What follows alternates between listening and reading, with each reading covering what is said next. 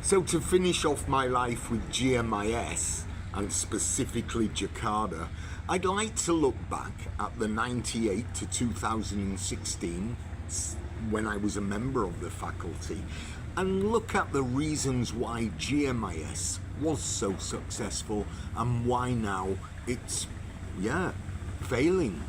So let's have a look first at why it was successful. In 98, when I began, there were only international students. There were no locals. But Indonesia changed the law in, I think, 2000. All of a sudden, locals, especially Chinese Indonesians, started to come, which added, of course, to the student numbers. The second reason, of course, was because we were one of only a few international schools. The number of international schools has grown historically from like 100 or 80 to maybe 500, 600 in Jakarta. That's a hell of a lot.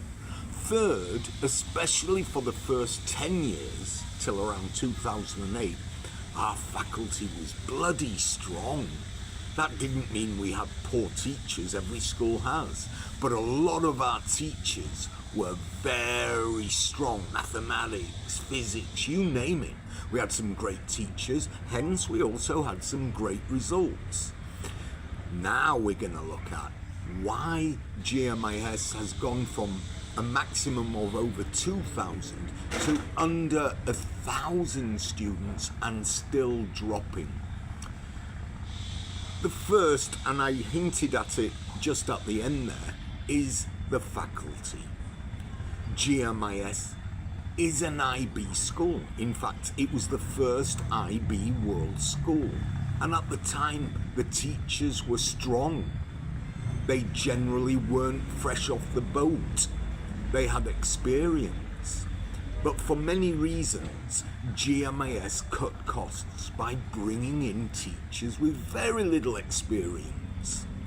Unfortunately, as with many schools, nowadays the school will promote the system rather than the teachers. Oh, we're an IB school, we're an IB world school. That means nothing. It absolutely means nothing compared to the competence of the teachers. And I think a lot of parents are seeing this at GMIS as well as a lot of schools now. The standard of teaching is lowering, not just at GMIS Jakarta. The teachers don't have very little experience and they're not trained. They just come in and they're an IB teacher. No, it doesn't work that way.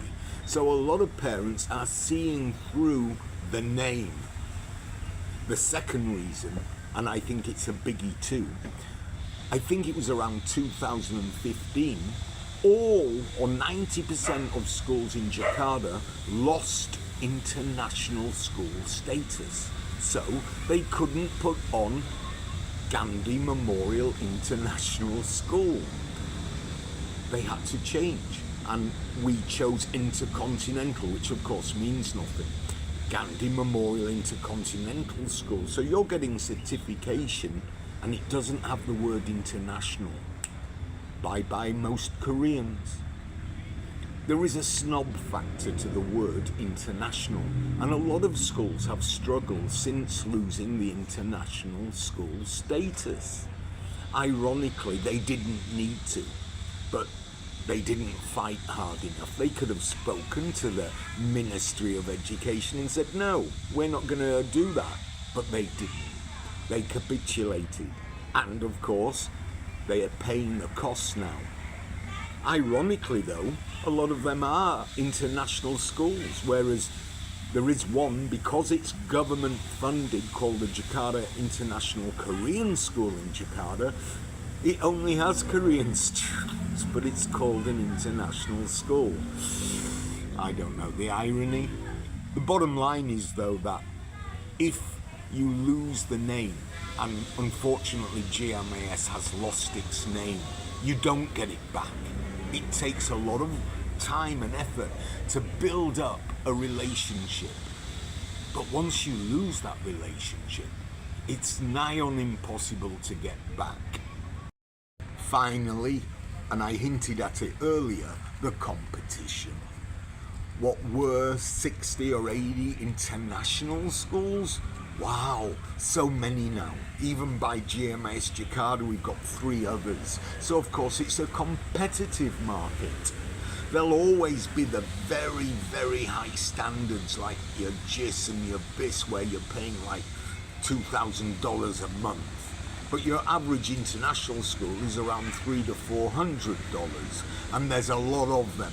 So it's competitive, and unfortunately, due to the reasons I've given, GMIS Jakarta just doesn't have the pulling power anymore.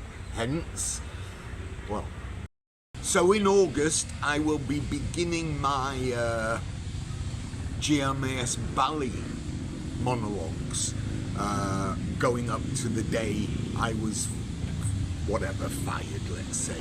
So look out for that. That will start in August. It won't be as long as the Jakarta. There'll only be 3 or 4 episodes to that, and hopefully the climax is interesting to you. All right, that's it.